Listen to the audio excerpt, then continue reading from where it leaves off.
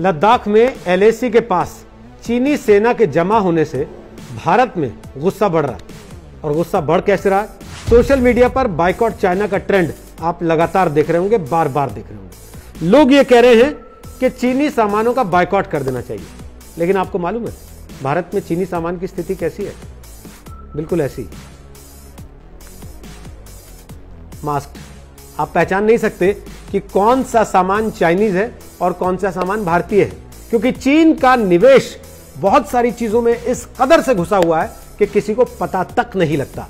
और फिर उन सामानों को छोड़ भी दें तो उनकी जगह इस्तेमाल क्या करें, यह भी बहुत बड़ा सवाल हो जाता है।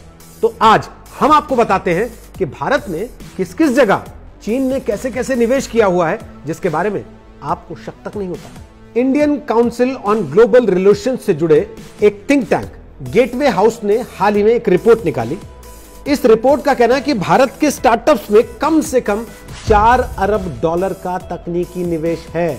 जी हां, भारत के टॉप 30 यूनिकॉर्न्स माने 1 अरब से ज्यादा कीमत वाले स्टार्टअप्स, उसमें से 18 ऐसे हैं जिनमें चीन की अच्छी खासी फंडिंग है।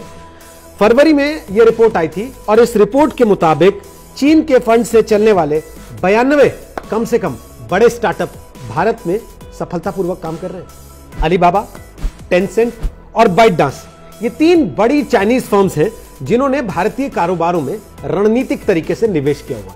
एक एक करके आपको बताते हैं। सबसे पहले बात अलीबाबा। अलीबाबा ग्रुप ने बिग बास्केट में $25 करोड़ लगाए हैं। पेटीएम.com में उनका $40 करोड़ का निवेश है। फिर पेटीएम मॉल में $15 करोड़ का निवेश है। जोमैटो में $20 करोड़ का निवेश है और स्नैपडील में $70 करोड़ का रणनीतिक निवेश है। इसके अलावा एक और चाइनीज कंपनी है टेंसेंट होल्डिंग्स। इनका निवेश बायजू में $5 करोड़ का है। ड्रीम में 11 से 15 करोड़ का है। फ्लिपकार्ट में $30 करोड़ का है। हाइक मैसेंजर में $15 करोड़ का है। ओला में $50 करोड़ का है और स्विगी में $50 करोड़ का निवेश इन्होंने कर रखा है। यहां आपके लिए यह जानना भी जरूरी है कि इन सारे प्लेटफॉर्म्स की मालिक केवल चाइनीज कंपनियां नहीं है। कई भारतीय और गैर चाइनीज निवेशक भी इन कंपनियों में ज्यादातर पर मेजॉरिटी कंट्रोल रखते हैं। यह भी एक बड़ा कारण है कि भारत में चाहे वो प्रोडक्ट्स हो या फिर सर्विसेज हो, उनको चाइनीज या गैर चाइनीज में बांटना थोड़ा सा मुश्किल काम हो जाता है। विशेषज्ञ कहते हैं कि भारतीय स्टार्टअप्स को बड़े पैमाने पर विदेशी निवेशकों की तरफ से फंडेड होने का एक बड़ा कारण यह है कि इन स्टार्टअप्स की शुरुआत में मार्केट बनाने में काफी ज्यादा जोखिम होता है और भारतीय निवेशक उसमें कितनी दिलचस्पी लेते हैं ये तो उन्हीं पर निर्भर करेगा। गेटवे हाउस की रिपोर्ट में कहा गया कि भारत में ज्यादातर वेंचर कैपिटलिस्ट या तो कोई बहुत अमीर आदमी है या फिर कोई पारिवारिक घराना। ज्यादातर लोग $10 करोड़ की गारंटी नहीं दे सकते, प्रतिबद्धता नहीं जता सकते, जो कि स्टार्टअप्स के शुरुआती घाटे के दौर में उन्हें फंड करने के लिए चाहिए होती है। आपको एक उदाहरण देते हैं। 19 के वित्त वर्ष में अकेले पेटीएम ने 3,690 करोड़ रुपए का नुकसान उठाया। इसी साल 3,837 करोड़ रुपए का नुकसान फ्लिपकार्ट को हुआ। ऐसे में भारतीय स्टार्टअप पश्चिमी और चाइनीज निवेशकों के लिए एक खुले विकल्प जैसे होते हैं। भारत में एक बड़ा चाइनीज ऐप है टिकटॉक, जिसके 20 करोड़ से ज्यादा सब्सक्राइबर्स हैं। आपने सुना भी होगा, आजकल कई बड़े सितारे भी कह रहे हैं कि मैंने तो टिकटॉक अनइंस्टॉल कर दिया है। इसने भारतीय बाजार में असल में यूट्यूब को भी पीछे छोड़ दिया। टिकटॉक की मूल कंपनी है बीजिंग स्थित बाइटडांस और यह ग्रुप हाल ही में भारत में चीनी विरोधी कंटेंट को सेंसर करने के लिए चर्चा में रहा। मोबाइल डेटा और एनालिटिक्स प्लेटफॉर्म ऐप एनी की 2019 की रिपोर्ट के मुताबिक भारत में शीर्ष ऐप डाउनलोड का 50% चाइनीज निवेशों के साथ था, जैसे कि UC browser, TikTok, ShareIt, Vigo video. इन ऐप्स का ग्रामीण और शहरी दोनों हिस्सों में भारत में खूब धड़ल्ले से इस्तेमाल होता है। और सिर्फ सॉफ्टवेयर में नहीं, सिर्फ स्टार्टअप्स में नहीं, सिर्फ टेक्निकल तौर पर नहीं, हार्डवेयर स्पेस में भी चीन की कंपनियों का अच्छा खासा दबदबा है।